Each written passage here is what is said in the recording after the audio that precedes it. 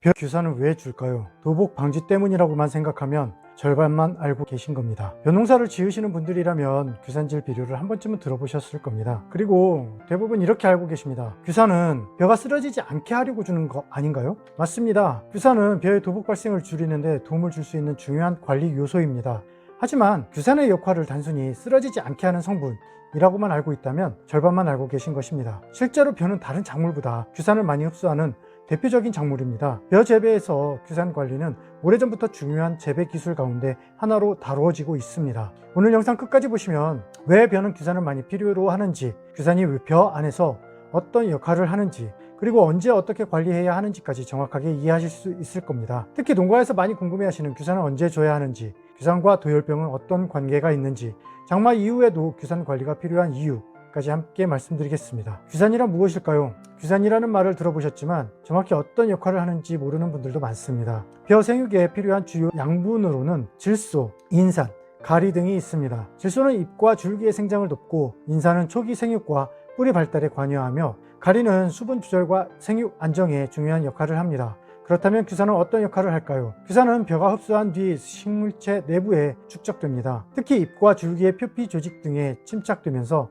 식물체의 기계적인 강도를 높이는 역할을 합니다. 쉽게 설명하면 벼가 스스로 몸을 지탱할 수 있도록 조직을 튼튼하게 만들어주는 역할이라고 이해하시면 됩니다. 그래서 벼는 다른 작물보다 규산을 많이 흡수하는 작물로 알려져 있습니다. 왜 벼는 규산을 많이 필요로 할까요? 벼는 다른 작물과 다르게 논이라는 환경에서 자랍니다. 물을 머금은 논에서 자라면서 빠르게 성장하고 많은 잎을 만들고, 마지막에는 무거운 이삭까지 만들어야 합니다. 특히 출수 이후에는 벼 한 포기 안에 만들어진 이삭의 무게가 증가하면서 줄기에는 큰 부담이 생깁니다.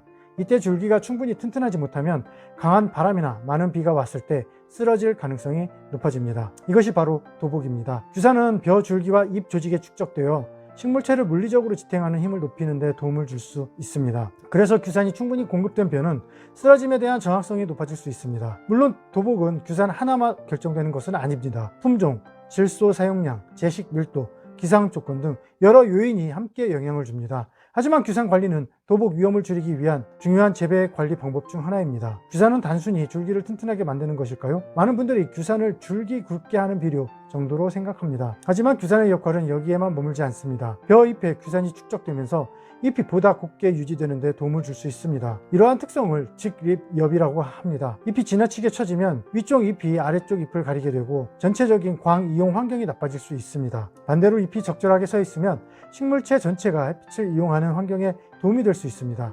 결국 규산은 단순히 줄기를 강화하는 것이 아니라 벼가 생육하는 전체적인 환경을 안정시키는 역할을 하는 것입니다. 규산과 도열병은 어떤 관계가 있을까요? 이 부분은 농가에서 많이 궁금해 하시는 내용입니다. 규산을 주면 도열병이 없어지나요? 결론부터 말씀드리면 그렇지 않습니다. 규산은 농약이 아니기 때문에 도열병을 직접 치료하거나 방지하는 역할을 하지 않습니다. 도열병은 병원균, 기상 조건, 질소 시비 상태 등 여러 요인이 복합적으로 작용해서 발생합니다.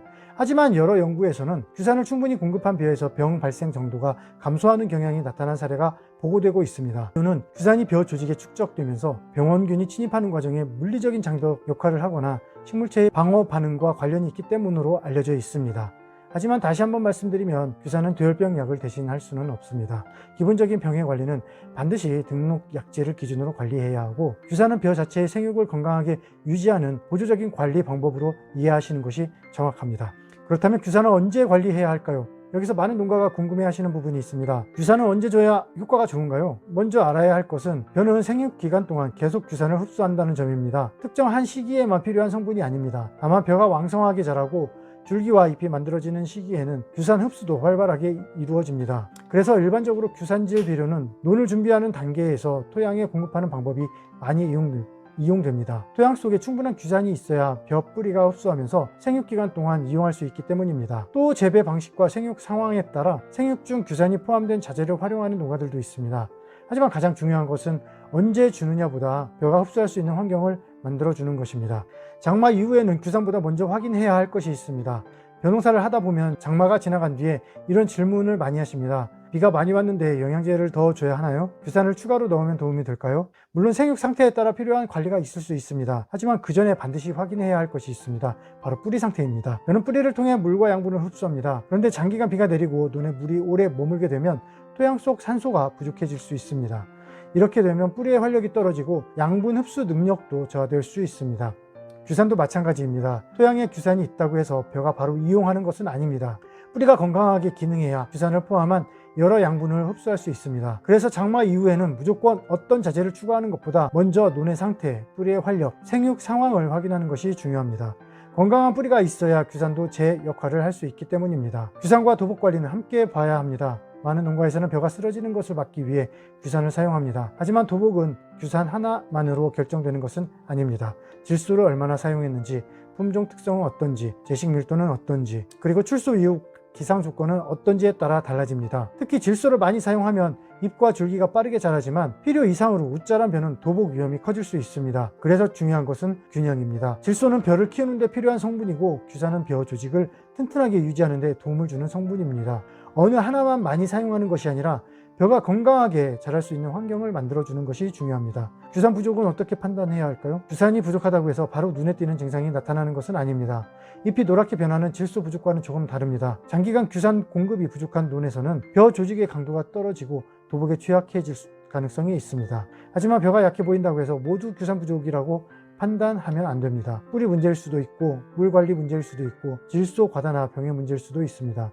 농사는 항상 원인을 먼저 찾아야 합니다. 규산 역시 만능 해결책이 아니라 벼 생육을 안정시키기 위한 중요한 관리 요소 중 하나입니다. 실제 농가에서는 어떻게 규산을 관리할까요? 기본적인 방법은 토양에 규산을 공급하는 것입니다. 규산질 비료는 논 토양에 규산을 공급해 벼가 생육 과정에서 이용할 수 있도록 하는 목적으로 사용됩니다. 또 최근에는 생육 단계에서 사용할 수 있는 액상 형태의 복합 영양자재를 활용하는 농가들도 있습니다. 이러한 방식은 토양 관리와 함께 생육 과정에서 부족할 수 있는 부분을 보완하기 위한 목적입니다. 중요한 것은 어떤 형태의 자재를 사용하더라도 기본 관리가 먼저라는 점입니다. 물 관리가 맞지 않고 뿌리가 약한 상태라면 아무리 좋은 성분을 공급해도 벼가 제대로 이용하기 어렵습니다. 규산과 함께 복합 영양 관리를 하는 이유는 최근 농가에서는 한 가지 성분만 보는 것이 아니라 작물이 필요로 하는 여러 요소를 함께 관리하는 방향으로 바뀌고 있습니다.